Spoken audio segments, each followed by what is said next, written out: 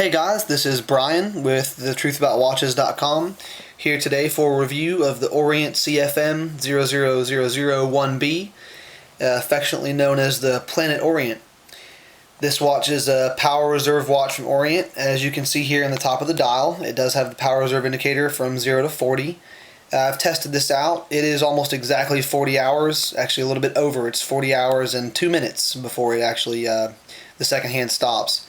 You can see here this Orient 46U40 movement is extremely smooth, 21 joules, and right now it's keeping about 7 seconds a day fast, which is fine by me. I'm sure you're aware from reading my other reviews. I don't really care too much for accuracy as long as it's not outrageous.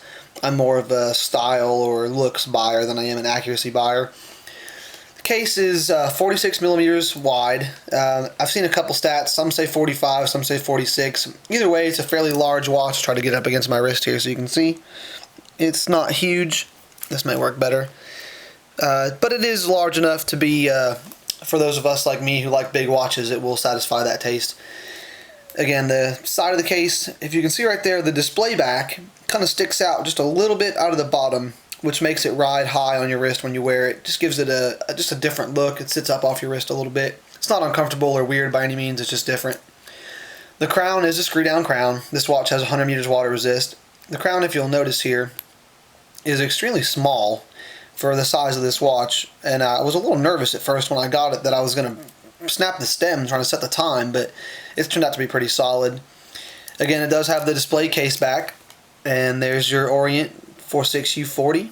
You can see how decorated the movement is. Almost every single part in here appears to be what looks like nickel finished. I'm not sure if that's actually what it is, but that's what it appears to be. Of course, there's the Orient stamp and the logo and the Japan markings. The case markings in the back are pretty standard, stainless steel, water resist, 100 meters, and it says Orient Watch Co., of course. If you've watched any of my other reviews, you'll know that I'm a stickler for solid end links, and there you go, solid end links. One thing is, these lugs are extremely, extremely narrow. So if you were going to put a NATO band on this, it would look really, really goofy. Just something to keep in mind if you're not a bracelet fan. But the bracelet is extremely high quality. Seems I like the word extremely today. But I've been a little disappointed lately with some of the watches I've bought. It seems like the bracelets are getting cheaper. It seems to be a good place to cut costs. Orient hasn't really reached that stage yet, and all of their bracelets still maintain a certain level of quality that I've been really impressed with. If you're familiar with my reviews at all, you'll know that one thing that irritates me about some watch companies is the lack of this little nifty gadget right here, which is a spring bar, if I can move my finger, that shows when you click this over, the spring bar catches this little hole in the fold-over clasp, which keeps it secure, which for me being a scuba diver and losing watches underwater, just a really good feature that I wish more watch companies would come up with. You can see at the 6 o'clock position on the dial there is a date wheel. It's just like an analog date wheel adjusted by the crown. The power reserve meter is as close to real time, I think, as you can probably get with a mechanical watch. As you spin it, the hand, you can almost watch it move. One other thing to note here, if you can see this, the movement has several little bitty polished areas that are like milled or cut out. Just gives it a really interesting look. It's multi-tiered, pretty cool. They went with the same multi-tiered look on the dial. That's why I showed you the case back first. You can see this inner silver ring here.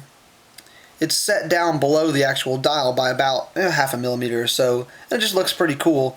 This is probably one of the most unique watches that I own. Just a very good looking watch. I get a lot of comments about it pretty much wherever I wear it. Go ahead and fire up the Lume here so you can see.